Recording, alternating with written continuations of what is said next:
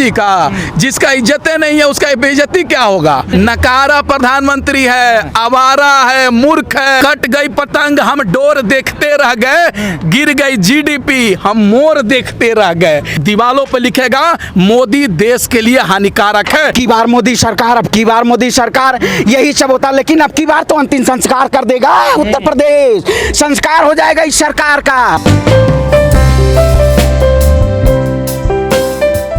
चुनाव से पहले ही उत्तर प्रदेश की जनता ने दिखा दिया और नरेंद्र मोदी जी और अमित शाह जी परेशान हैं कि आदित्यनाथ योगी ने 4-5 साल में जिस तरीके से धर्म का राजनीति उत्तर प्रदेश में किया वो काम नहीं आया। उत्तर प्रदेश में धर्म की कार्ड जो बीजेपी ने खेली थी वो काम नहीं आया।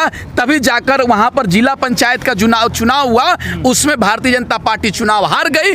अब मोदी जी गेम चेंजर बने हुए हैं। गेम चेंज करने के चक्कर में है कि हम आदित्यनाथ योगी जी का इस्तीफा ले लेंगे और दूसरे के चेहरे पर चुनाव लड़ेंगे और फिर उत्तर प्रदेश की जनता मूर्ख बनके हमको वोट दे देगी और फिर योगी जी को मुख्यमंत्री बना देंगे। लेकिन उत्तर प्रदेश की जनता ऐसे करने वाली नहीं है। ये ढोंगी की सरकार उत्तर प्रदेश में नहीं आएगी। और आप देखिए ना, अभी क्या 4 महीना में योगी की तो कुर्सी जाएगी ही और फिर 4 महीने बाद भारतीय जनता पार्टी का भी तख्ता पलट हो जाएगा और उत्तर प्रदेश में जमानत जब्त नहीं होने जा रहा है। जिन लोगों को लगता था कि हिंदू मुस्लिम बैकवर्ड फॉरवर्ड करके राज्य में शासन चला लेंगे, ऐसे नहीं चलता है। शासन पॉलिसी से चलता है, वहां के नागरिकों के हित में काम करना पड़ता है, तब जाकर चलता है। जंगल राज में कौन बीजेपी को वोट देगा?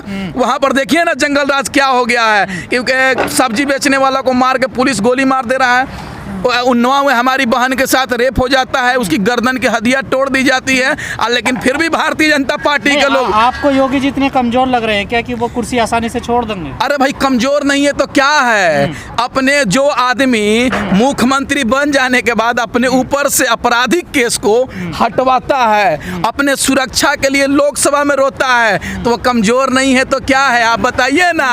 हाँ सुनिए, हर पत्थर चमकदार नहीं होता, हर भगवा पहनने वाला बाबा नहीं होता। कुछ लोग ठग भी होते हैं, उन्हीं ठग में बाबा ये आदित्यनाथ योगी जी शामिल है। आप देखिए ना, अरे अगर सही से जांच हो जाए ना, आदित्यनाथ योगी जी जेल में चल जाएंगे, जेल में। आप लेकिन जो बैठक चल रही है, जो खबरें आ रही हैं, कहा जा रहा है जो छवि खराब हुई है, हाँ। उस छवि को बनाने के लिए इस प्रकार के कुछ बदलाव किए जा सकते हैं। नहीं, छवि किसका खराब हुआ है? पार्टी का और मोदी किसका? मोदी जी का। जिसका इज्जतें नहीं है उसका बेइज्जती क्या होगा?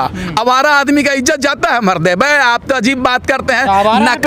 नकारा प्रधानमंत्री है, आवारा है, मूर्ख है। ऐसे आजादी के बाद से कोई प्रधानमंत्री नहीं देखे।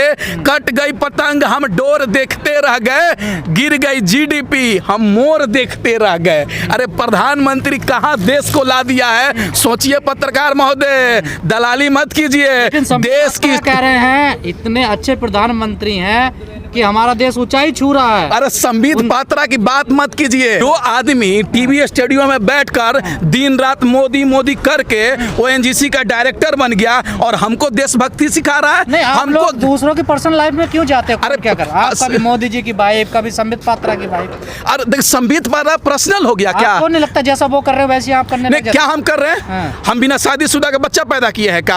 आप बताइए ना, हम किए हैं क्या? हमारी शादी नहीं हुई, हमारा बच्चा भी नहीं है। लेकिन मोदी जी की तरह थोड़ी है कि शादी कर लिए और भरी जवानी में यशोदा बहन जी को भी छोड़ दिए। ना उनका सुहागन का मिला और ना ही विधवा का उनका मिला।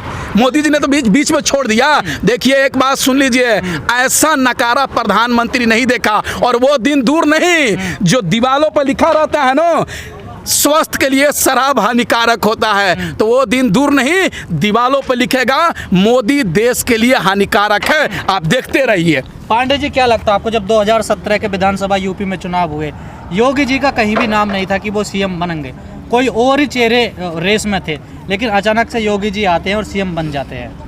देखिए कल जो उत्तर प्रदेश में अभी बाबा योगी आदित्यनाथ का जन्मदिन मनाया रहा था, अरे इन्हीं के पार्टी के लोग, मोदी हो चाहे अमित शाह जी हो, इन्होंने जन्मदिन तक तो विश नहीं किया।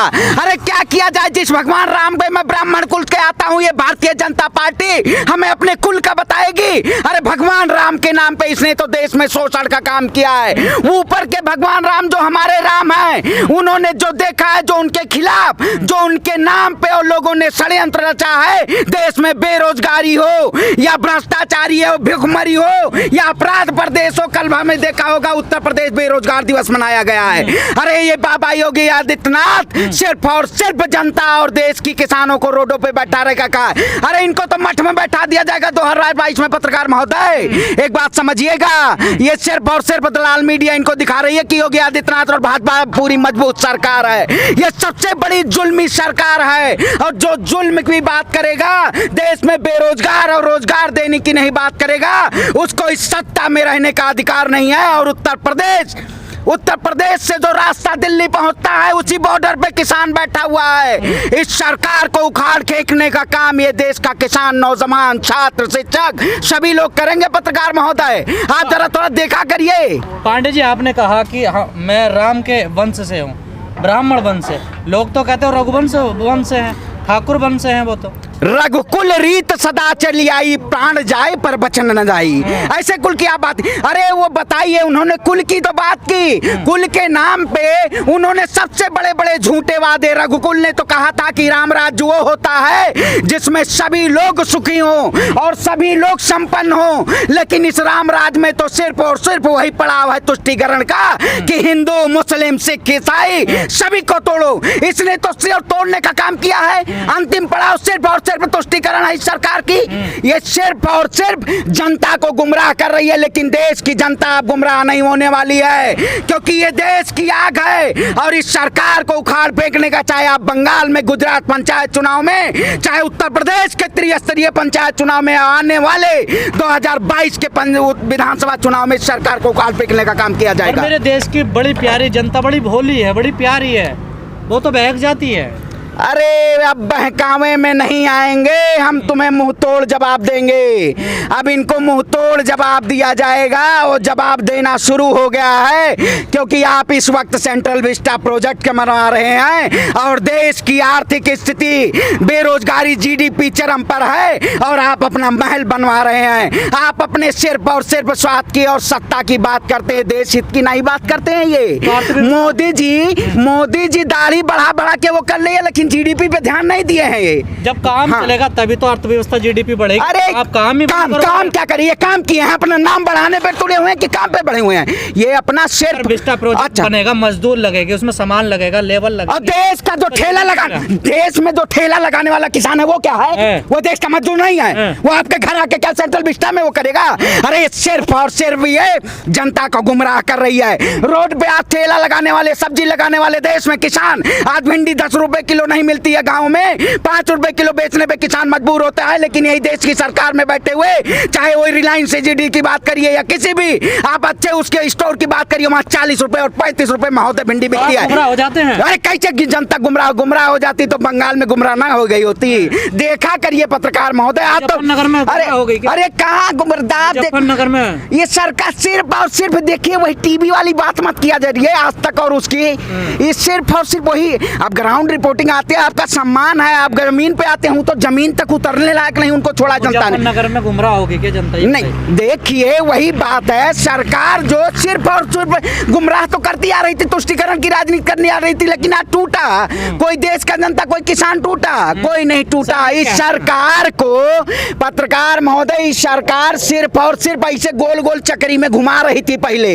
2014। अब की बार मोदी सरकार, यही सब होता। लेकिन अब की बार तो अंतिम संस्कार कर देगा उत्तर प्रदेश, संस्कार हो जाएगा इस सरकार का, समझिएगा, इसका संस्कार कर देंगे, क्योंकि हिंदुओं का संस्कार। अरे केशव प्रसाद मौर्य कह रहे जीतेंगे। अरे जीतेंगे, हम तो जीतेंगे, हम तो 300 प्लस बंगाल में भी लाने जा रहे थे। अरे उत्तर प्रदेश की जनता इनको आपकी दे देगी कि बाबा आप चोला पहन के गुमराह किए हैं देश बंगाल में। में तो कांग्रेस और लेफ्ट भी बना रही थी सरकार, अरे क्या हुआ? देखिए ये सिर्फ और सिर्फ जो भारतीय जनता पार्टी है, भारतीय जनता पार्टी ये सिर्फ और सिर्फ जुल्म का तांडव फैला रही थी, लेकिन देश की जनता अब ये गुमराह नहीं होगी। इस सरकार के खिलाफ इसको घिलाने का काम किया जाएगा, क्योंकि देखिए आज देश का किसान 6 महीने 7वां महीना चल रहा है हमारा, लेकिन ये सरकार उस पर बात नहीं करती है। ये सिर्फ और सिर्फ चुनावी मुद्दे पे बात करती है और इस सरकार कोई नहीं करती। इसीलिए देश की जनता अब इसको सत्ता में बैठाने का अधिकार नहीं है, इसको उखाड़ फेंकेगी देश की जनता।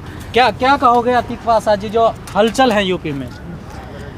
यूपी की हलचल जो है आपके ये बीजेपी सरकार को पूरी तरह से गिराने की हलचल हो रही है, और इस हलचल से चेहरा चेंज कर लें, कुछ भी चेंज कर लें, अब जो है उत्तर प्रदेश की जनता जो है बरगलाने में या हिंदू मुस्लिम की राजनीति पे वोट नहीं देगी, ये जो है काम के ऊपर वोट देगी। और आपने देखा है कि इनका जो 7 साल का कार्यकाल है, कोई काम पे इनका जो मतलब कोई काम नहीं किया, रोजगार पे काम नहीं किया। आपने जातिवाद या हिंदू मुस्लिम खत्म करने के लिए काम किया क्या है?